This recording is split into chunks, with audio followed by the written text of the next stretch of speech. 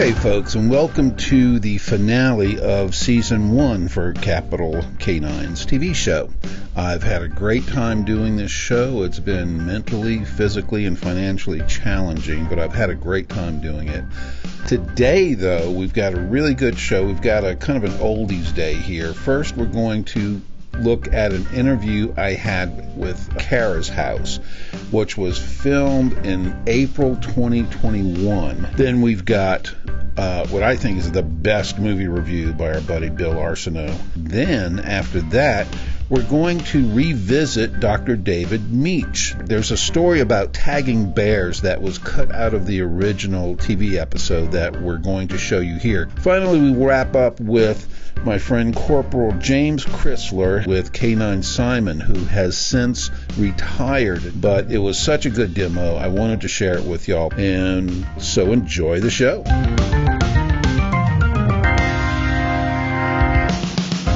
And today we're talking with Regan from Cara's house in, is it Gonzales? Or do you refer to it as Sorrento, in Sorrento, Louisiana. In fact, Cara's house is where I adopted Lunabelle from, and I got to thank you guys for letting me adopt her. She is just so sweet. She's a special dog.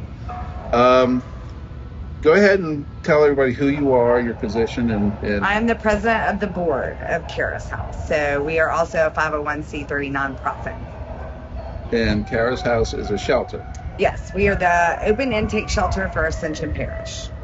And so you take just anything, any pet that people bring you? Yes, we take under surrenders from Ascension Parish residents, strays from Ascension Parish, animals picked up by Ascension Parish Animal Control also come to us.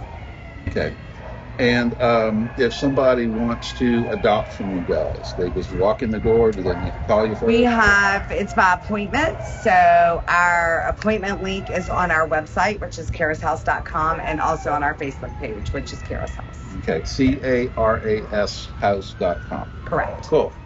And let me ask, here's something one of the reasons I'm doing this channel is, what do people need to know before they come adopt a dog? What do they need to be prepared for? It takes up to 3 months for an animal to acclimate to a new home. So it goes in threes: 3 days, 3 weeks, 3 months. Don't pass up the shy ones or the calm ones or the hyper ones. Sometimes those are diamonds in the rough. You get them home, they're completely different, and at 2 weeks, they might be completely different than they are at 2 months. They have to learn that that's their new home. Some of these dogs have never been shown the proper home, so it takes some time. Just like you said about Lunabelle, she's still, here we are, 2 months later? 2 months, yeah. 2 months later, still showing new personalities, being more confident, learning new things. So after 2 months, she even started playing with a ball. Correct. 4 or 5 days ago. All of our animals are vaccinated, microchipped, spayed, neutered, dewormed. We give them monthly flea prevention, monthly heartworm prevention. If they are heartworm positive, they are started on 30 days of doxy when they come in. So those are the things to, think about, and think about that it's a lifetime commitment. It's not I've had it for 6 months, I don't want them anymore. When you adopt, it should be forever. It should be their forever home and your forever. And so people, one of the things that I've heard a lot of trainers say that I agree with is you want to get a dog that kind of meets your energy level, your lifestyle. So like if you're like getting older like me and you're not real athletic, don't go getting a real hyperactive dog. Or a puppy. Puppies are a lot of work. They're great, but they are a lot of work. And breed plays a great part in it. If you're getting a herding breed and you have children, there's chance that herding breed is going to nip at your children's ankles, because that is what they are bred to do. If you get a hound, you need to make sure you have a very secure yard, because they're hounds. They follow their nose no matter what. So knowing your breed, and of course, a lot of these are mixed breeds. We do our best guess, but different dogs have different energy levels, different instincts, things like that. That's super important. If you have an apartment, don't get a dog that needs to exercise 4 hours a day, because you're going to be the one that has to exercise it for 4 hours a day. So a lot goes into thinking. You just don't see one that you think is cute and be like, oh, that's the one. You need to really think about what works for your household and for them. And expense. I know I've met people who want to adopt a dog that say, can you afford it? Well, you can buy dog food. It's not just dog food. No. You need there's vet visits. Always expect the unexpected when it comes to animals. Vet visits, your annual visit's going to run you anywhere from $200 to $300 a year. They need vaccines every year. They need heartworm prevention every single month. You miss 1 month, you take the chance of them getting heartworms, especially in the summer. And it's not just in summer months and winter months as well. So it is not I have an extra $100 a year, then you can't afford any animal, honestly. So they are expensive. I mean, the love way outweighs the cost, but it is definitely a financial commitment as well. And commitment and time. You have to spend enough time with your dog. We get a lot of dogs that have so-called behavioral issues as far as tearing things up or busting out the fence. And it's not really behavioral issues. It's they need attention. They're bored. They're bored, so they're finding something, anything to do. Lunabelle is I don't know if y'all can see her. She's whining. So you can hear her because there's another dog being walked that she wants to go play with. So yeah, that's another thing I've heard a lot of trainers say is most behavior problems are because the dog just doesn't get walked, he doesn't get exercise. In your yard, I've got a big yard, but your backyard is just a big pen. They have to be mentally and physically exercised, and especially different breeds. Shepherds are one of them. They're very intelligent. They need to be mentally stimulated. And there are things that you can do inside as well as outside. There are treat puzzles. There are ones you can build with Coke bottles that they knock the treats out. But their minds have to be exercised as well as their bodies. Right. So before you get a dog, you need to make sure you got the time. Correct. You need to make sure you got the environment and the money. It's a big investment, and this is a lifetime. This is a family thing. Yes. This is you're adopting a family. You need to have evacuation plans for your pets, all kinds of stuff. I mean, that's one of the big things that we'll start pushing here in a couple of weeks. Hurricane season is coming up. Not only do you have to think about your two-legged family members, your four-legged family members, you have to prepare just as much for them as you have to for yourselves. Yeah. And so are y'all mostly, let me ask you about Cara House itself. Y'all are mostly volunteers or paid staff? We do have a paid staff. We also have a ton of volunteers that we would not be near as successful if we didn't. Between our volunteers, they put in about 260 volunteer hours a week. Wow. I am personally a volunteer. Our board members are not paid, so we're all on volunteers. And then we do have an amazing staff that takes excellent care of our animals. That we have administration, kennel workers for the dogs, cat workers for the cats. So. And what if y'all take donations to help? What can people do to help you guys out? To help you? If you go onto our website, carashouse.com, there's a donate tab at the top. There's a place for monetary donations. There's also a place that have our wish list that's listed. If you follow our Facebook page and the news section of our website, we'll post when there's certain things we need. Right now, we're smack dab in the middle of kitten season. We go through an astronomical amount of kitten food and cat litter at this time, but you'll see if there's a storm coming, that things that we might need more to prepare for, like zip ties, the strangest things. In the winter, we need heat lamps and blankets. In the summer, we'll need box fans. So we'll post when we need out of the ordinary stuff and put those up. We also post if we have medical cases come in, if a dog needs surgery or a cat needs surgery, things like that aren't in our normal budget and that are, for us to be able to help those animals, we need financial help covering that. Okay. And let me ask you about training. How important is it for a new owner or even an existing owner, once they bring their animal home, to go out and get actually, do serious training and do it right. Don't just do what we always recommend to have a training plan in place. The more well-trained your animal is, the more adaptable it becomes to your home, to your family, to your lifestyle, to take places. Living in the South, we have lots of fairs and festivals and all kinds of activities that you as a family can take your dog with you. It's great for them. They love it. Most of them. You'll have that one dog that doesn't really like to go anywhere, but the more well-trained they are, the easier they are to take out. It makes your life easier. House training. Some people think that their animal is automatically going to be house trained. And every once in a while you get lucky. Yeah. Every once in a blue moon and they are. But most of the time it's consistency. The more consistent you are with them, your dog wants to know what you want of them. And so consistency and training is the only way for them to learn. Yeah, and I've seen a lot of my own work with dogs. You get a dog, and the previous owner, whoever has said, "Oh, perfectly house trained." But then you get it to your house. Yes.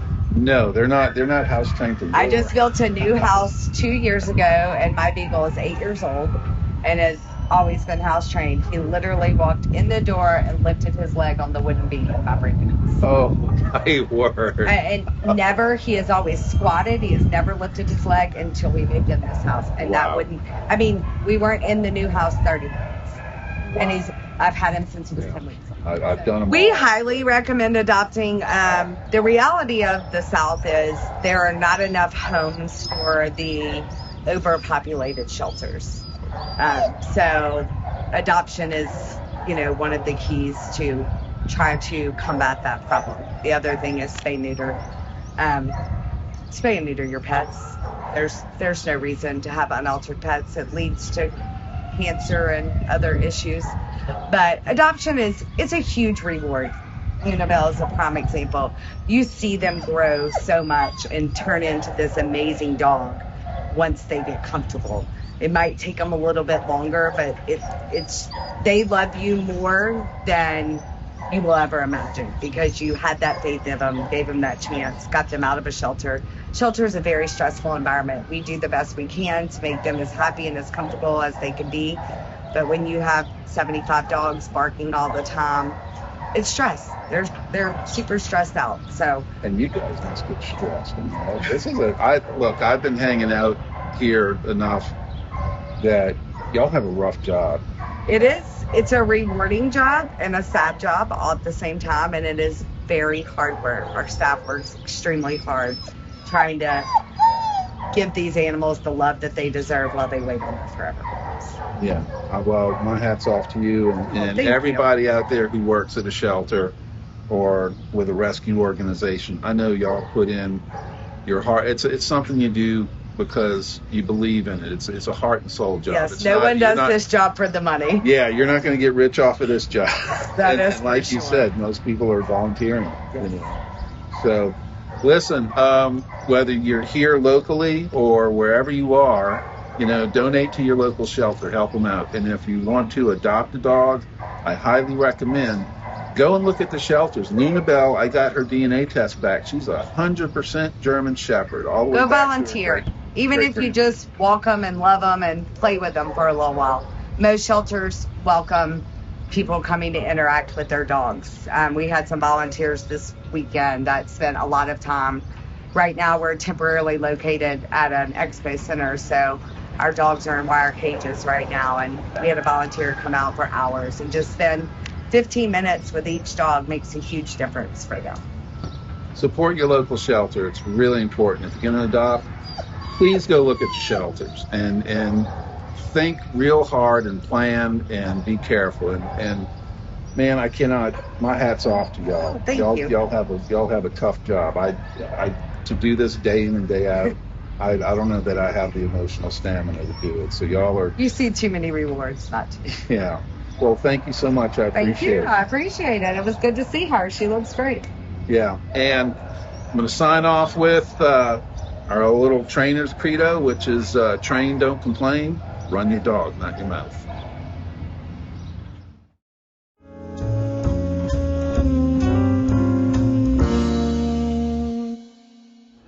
Hello and welcome to another movie recommendation of the week here on Capital K9s. I am Bill Arsenault, Hollywood South film critic. Now, I struggled a little with a particular choice of film this time around. Originally, it was going to be a pick of the great director Samuel Fuller's White Dog. Unfortunately, that movie is very difficult to find, and it's pretty violent. So, looking through my archives, I chose something a bit more friendlier, but still of the thrilling variety. And, don't tell anyone, but it's not really a movie. For this week, I've picked the Marvel television series Hawkeye.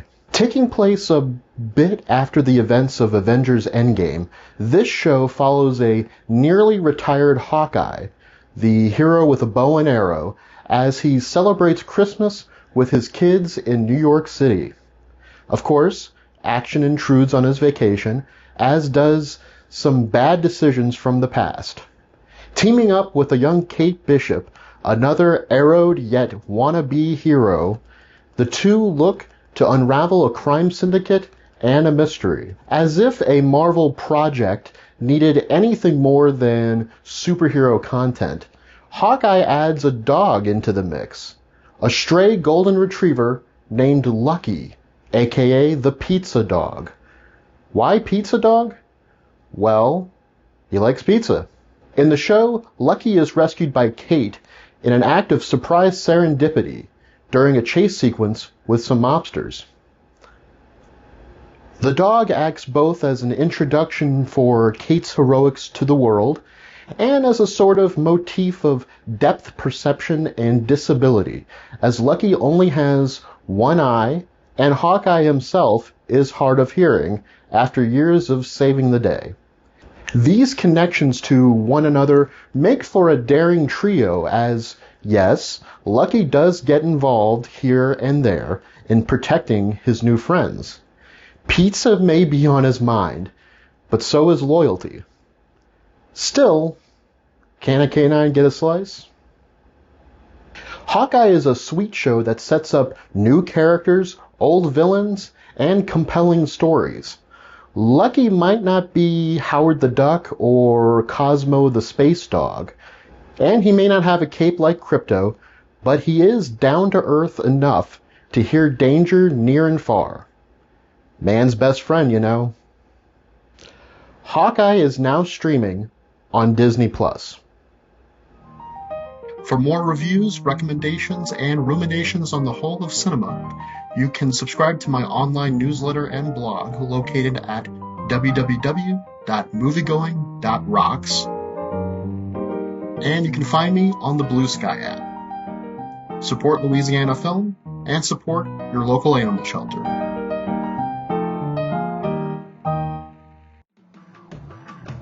Back in episode 10 of Capital K9s, we interviewed Dr. David Meach, the world's leading expert in wolf research.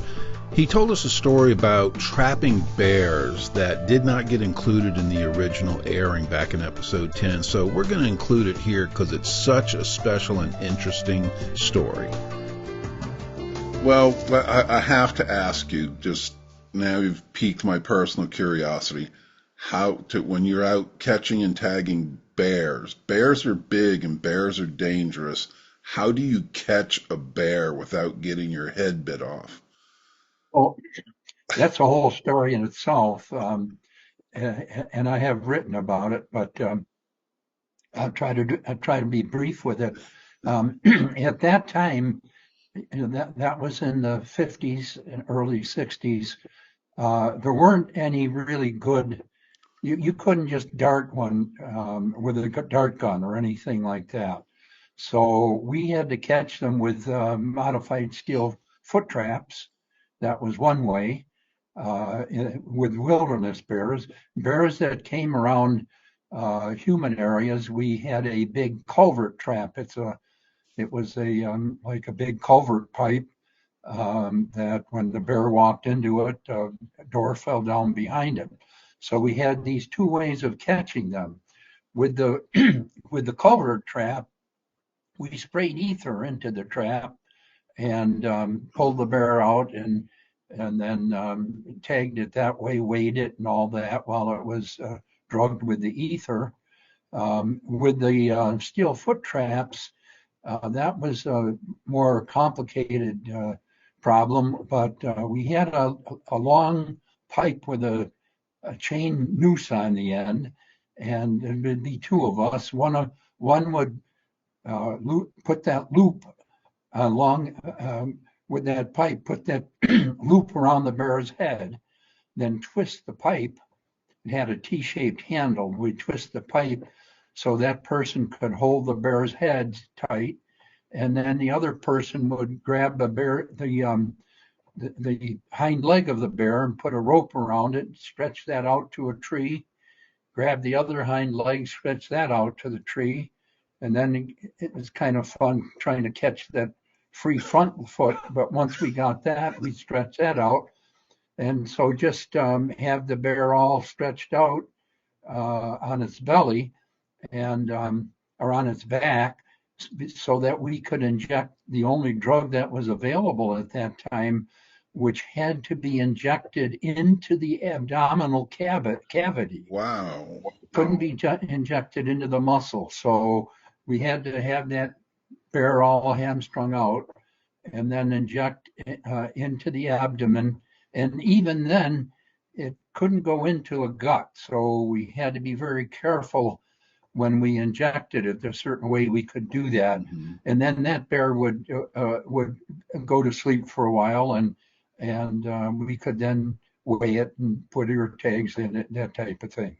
So that was before radio tracking. So, yeah. all we had were ear tags. And then if the bear was shot someplace else, we had two places where we knew that bear was. And so we knew a little bit about its movements. Were people pretty good about reporting bears that they would? Well, yeah, sure. If hunters killed one, they'd turn the tags in, that type of thing, or if it was hit by a car or something like that. Yeah. Right. Well, thank goodness for tranquilizers and radio transmitters, eh? Makes your job a lot much easier now. And I understand you actually wrote, what I understand is when radio tracking was brand new, you wrote what is considered the book, the guide for researchers on how to use that radio tracking. Well, it was one. It was called the Animal Radio Tracking Handbook. That was that's been used by a lot of folks. Back in January of 2020, I did a micro documentary about Corporal James Crisler and his K9 Simon from the Baton Rouge Police Department K9 Division. I'll show you part of the demo we did for that piece here now. I hope you enjoy it. This is K9 Simon. It's my partner. He will be 6 years old on January 11th. I've had him since May of 2015. Once we completed our training, we've been working on the streets ever since. Heel, heel, heel, heel. Stay. Stay. Sit. Stay. He doesn't want to get wet sitting on the grass. I'll show y'all some of the things we do. Like I said, when we get our dogs, they're completely untrained, and the things that I do are just what we have to do for our certification for USPCA. It's just basic obedience we have to do with them. And heel. As you see, while we're doing it, we use two ways to train them. We use toy reward and food reward to motivate them to do the things we want them to do. Simon likes food a little more than toys, so we'll see what mood he's in today. Look, heel. Look. Now all we're doing here is just basic healing. The dog's going to stay on my left side no matter which way I go. Whether I go left, right, heel, heel.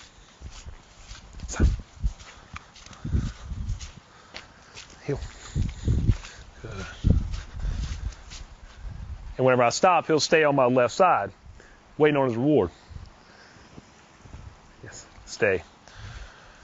Now, we teach our dogs, they'll ask me, what language do you teach them in? Well, I speak English, they're untrained, so we're going to do that. So in a high-stress situation, I'm going to revert back to speaking what I know. So we train them all in English. Now, if we get a dog that's pre-trained in other languages, we'll use that, or you can change it. Good. Heel. So while we're walking with our dogs, I still have control over the things he does, and he'll do what I say till I say to do something else. Down. So if I need to check a business or something, I need to leave him in a certain spot, I can tell him to do that, and he'll stay there while I go do what I have to do, and he'll stay in that spot till I tell him otherwise. Heel.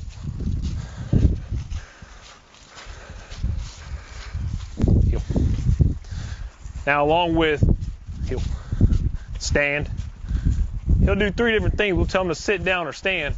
And like I said, he'll stay there. Now if I need to walk past him to do something else, he'll stay there until I tell him.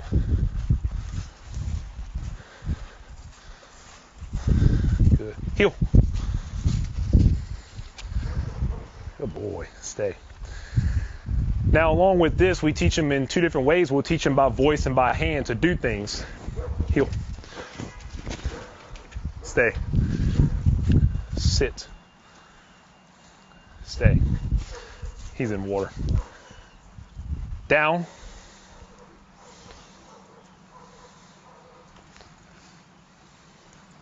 Sit. Sit. Heel. Now see, when we train, you can't reward a dog if he doesn't do what you want him to. Heel. Stay. So you go back and you try it again. Down. Good boy. Down. Good. But it's a never-ending process of training that we go through. So when we get our dogs, they're going to be trained to do things, but you have to train every single day to keep them sharp and to keep them doing the things you want to do. Heel. Heel. Down. That's pretty much the obedience we do as far as our healing. We'll have a healing phase, a walking control, which is what I showed how I walked, and I told my dog to do different things, and I left him walked around. And then we'll do distance control. We'll leave our dog at 50 feet, and we'll give him 4 commands. We'll give him a voice command, a hand command, a voice command, a hand command, or in any order. But it'll be down by voice and hand, and sit by voice and hand. And then we'll have to call them to us, and halfway we'll have to make them stop by hand or voice, and they also throw stand in there. So it could be sit down or stand by hand or voice, and they have to do that. Yes? And every dog has their own personality. Some dogs are more energetic than others. He's more of a laid-back dog, I think.